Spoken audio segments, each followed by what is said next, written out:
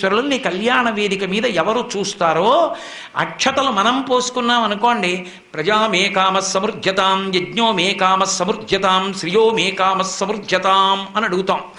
నాకు ఐశ్వర్యము కలుగుగాక, సంతానము కలుగుగాక, అలాగే యజ్ఞములు చేసేటటువంటి అధికారము కలుగుగాక, నాకు అటువంటి అదృష్టము కలుగుగాక అని. పార్వతీ పరమేశ్వరులు కళ్యాణం చేసుకున్నప్పుడు ఒండురుల యొక్క శిరస్సుల మీద పోసుకున్నటువంటి శ్వేతాక్షతల్ని ప్రసాదంగా తీసుకుని అవి మన శిరస్సు మీద పోసుకుంటే పెళ్లి కాని వారికి పెళ్ళి అవుతుంది, పిల్లలు లేని వారికి పిల్లలు పుడతారు, ప్రమాదాలు పొంచి ఉన్న వారికి తప్పిపోతాయి, సమస్త లోకాలు సుఖంగా ఉంటాయి.